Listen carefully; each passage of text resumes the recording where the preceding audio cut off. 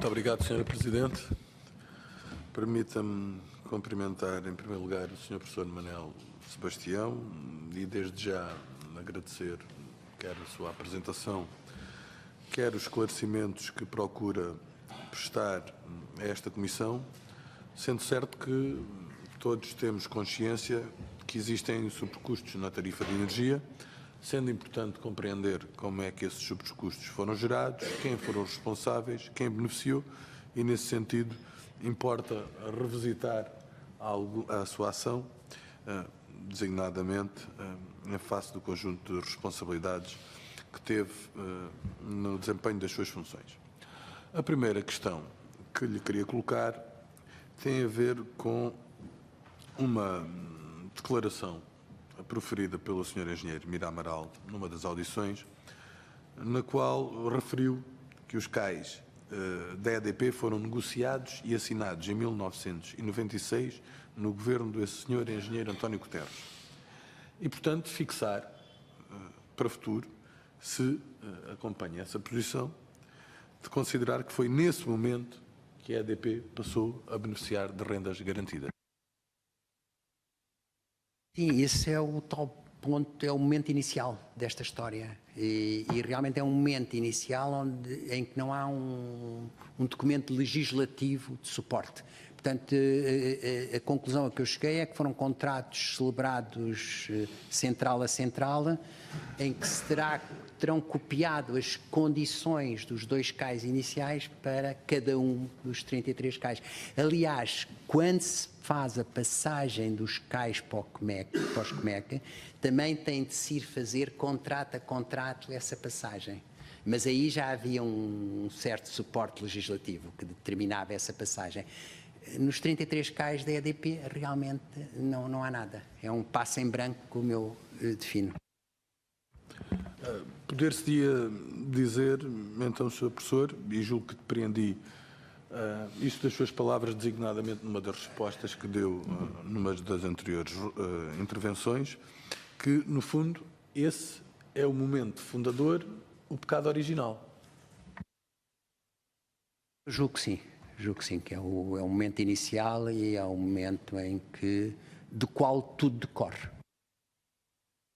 E, portanto, todas as decisões subsequentes devem ser aferidas com base nesse primeiro momento e, se não soubermos compreender o significado e as consequências que resultaram desse primeiro momento, seremos incapazes de compreender as causas de todo este fenómeno. É isso? Eu acho que não se pode começar a contar esta história em 2004. A história é anterior a 2004. O senhor julga que esse ponto ficou claro. O Sr. Professor, nós sabemos que os CAIs eram contratos complexos e confidenciais. O Sr. Professor chegou a conhecê-los no desempenho das suas funções como Presidente da Autoridade da Concorrência? Nunca analisei nenhum contrato desses. Foi também afirmado nesta Comissão que o maior beneficiado com os sobrecustos na produção de energia relacionados com os CAIs e com os COMEC foi o Estado português. Pelo menos, numa das alegações que ouvimos, até 2006. Subscreve uma afirmação desta natureza? Não subscrevo nem deixo de subscrever, mas o que eu digo é o seguinte, quer dizer, tendo sido celebrados esses CAIs e depois tendo a empresa sido privatizada, ela é privatizada por um determinado valor. Esse valor é o valor descontado, incluindo os CAIs. Portanto, digamos, o valor incluía os CAI, os 33 CAI. Portanto, daqui conclua-se o que se entender que se deve concluir, mas, portanto, é isto. Eu sou muito factual neste assunto. Muito obrigado. Outra questão. No parecer da ERSE de maio de 2004, a ERSE considerava ao tempo que existiam 4 situações que representavam para os consumidores de energia um subcusto dos COMEC face aos CAI no montante de 840 milhões de euros. Na audição do Sr. Professor Jorge Vasconcelos e do Sr. Professor Vítor Santos, Quando questionados sobre a materialização destes sobrecustos previstos, concordaram que os mesmos não se vieram a materializar.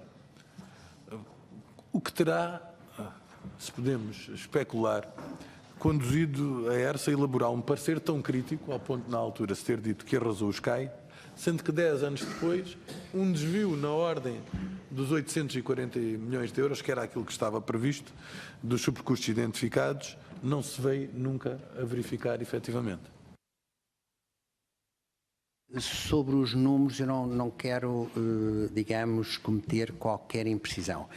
Do ponto de vista concorrencial, o que eu julgo que é importante é o seguinte, quer dizer, havendo centrais CMEC e havendo centrais que não eram CMEC, quando uma empresa utiliza mais as centrais não CMEC, podendo utilizar ambas, mas fatura na mesma as centrais CMEC e vai faturar as não CMEC adicionalmente, nós podemos identificar aqui uma sobrecompensação dos CMECs. E é esta sobrecompensação que daria origem a uma renda. Era em busca disto que nós estávamos, digamos, a procurar concluir com muito fundamento.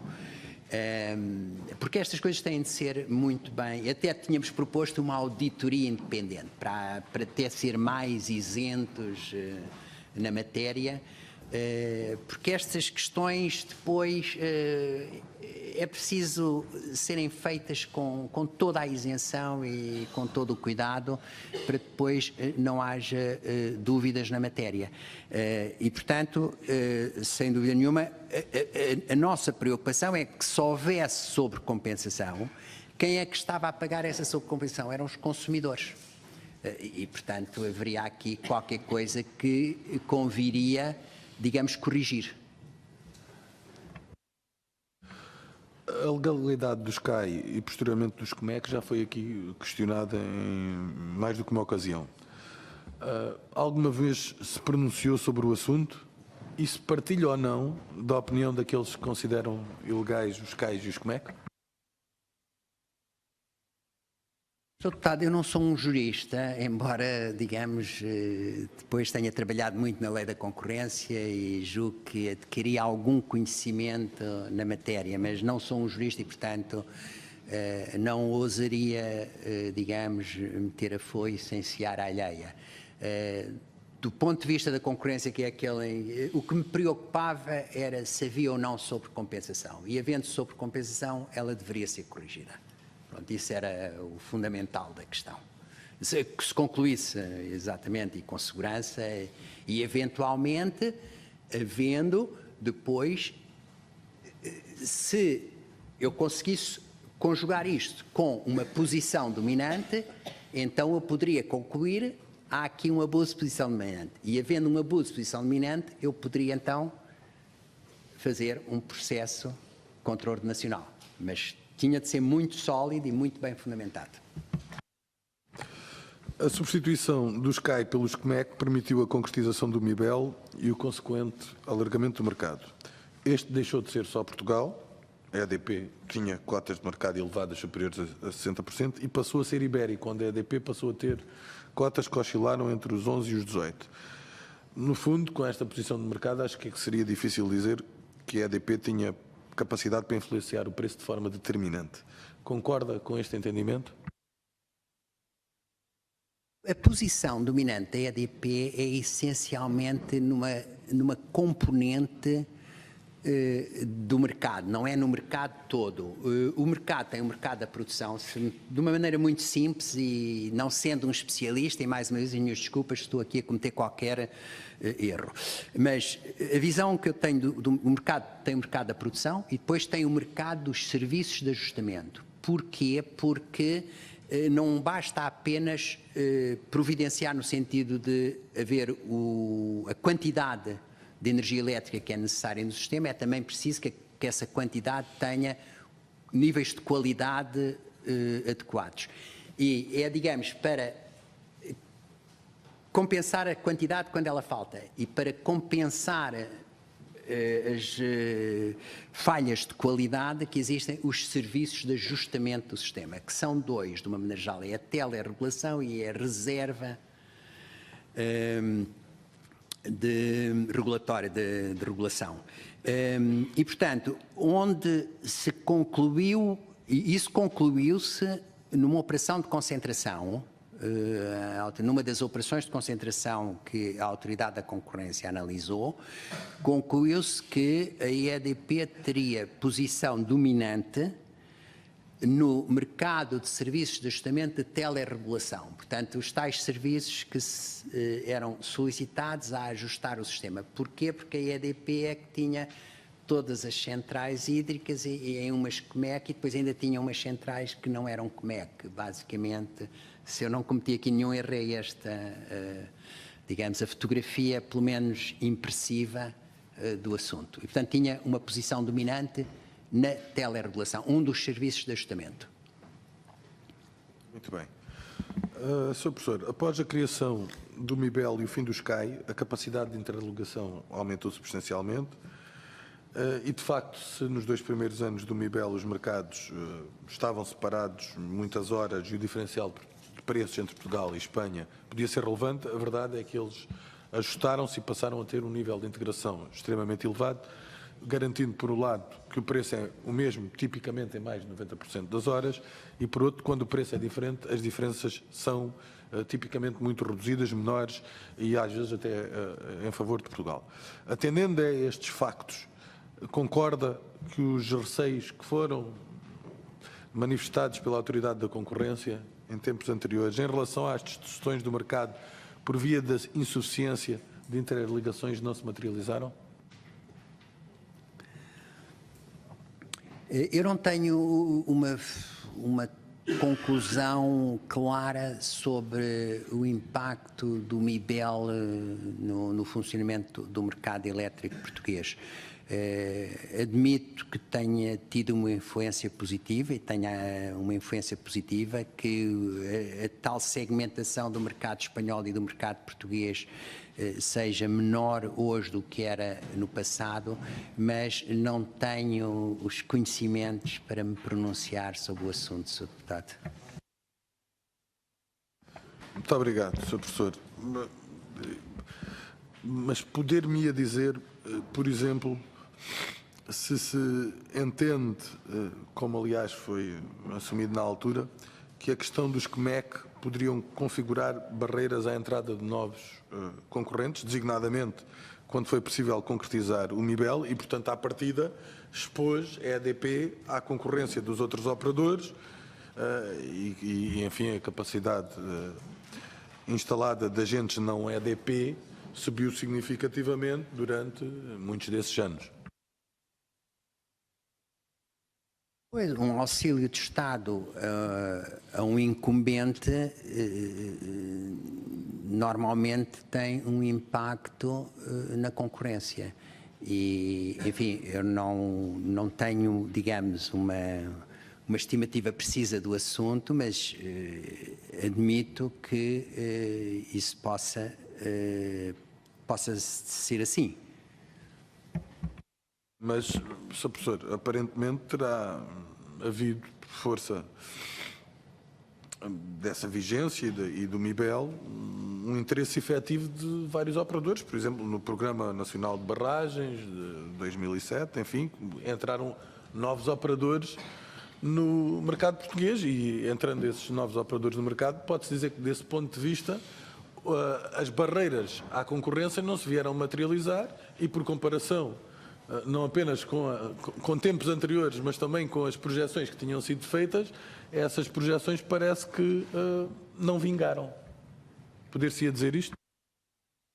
Não sei se pode ou não, Sr. Deputado. Eu não tenho conhecimento suficiente para poder fazer uma afirmação dessas.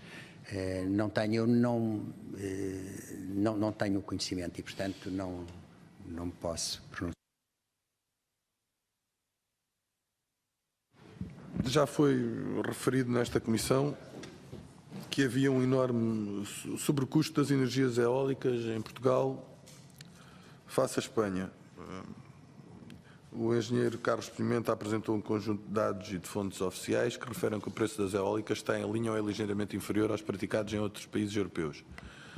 Acha que existem sobrecustos ou tem algum conhecimento particular dessa matéria a respeito das energias eólicas em Portugal face à Espanha? Não, não tenho. O único elemento que eu coligi foi, consultando a ERSE, tentar perceber qual era a importância relativa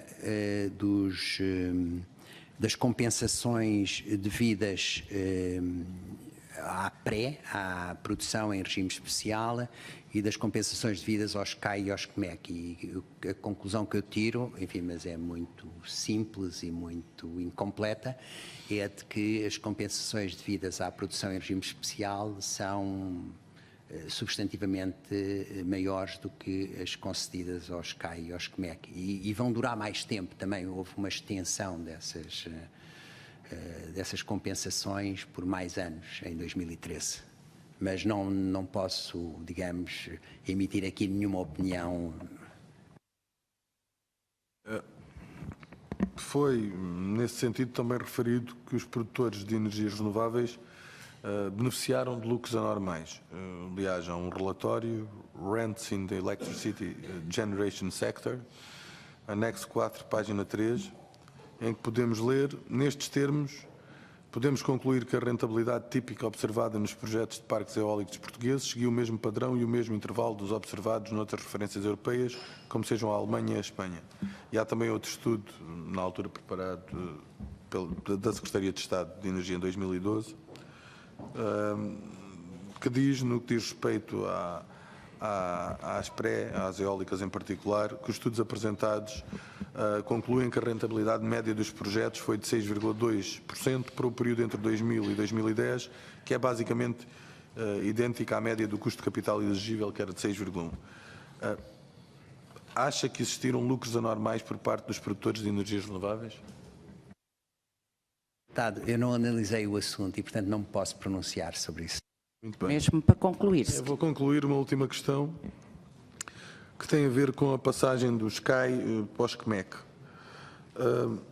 Se entende que a passagem dos CAI para os CMEC desencadeou ou não um agravamento de distorções de mercado, ou se refuta liminarmente essa ideia e considera que as condições de mercado foram beneficiadas por essa alteração, e, por outro lado,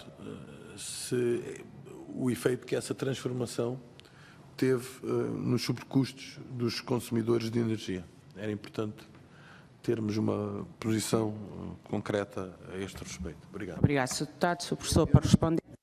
Análise fina desse assunto, mas a minha conclusão é que a passagem dos CAI para os CMEC não alterou substantivamente a estrutura do mercado e as condições de funcionamento do mercado. Terá alterado pequenas variáveis, mas não mais que isso. Não creio que, na substância, as distorções existentes no mercado tenham sido substantivamente melhoradas ou pioradas.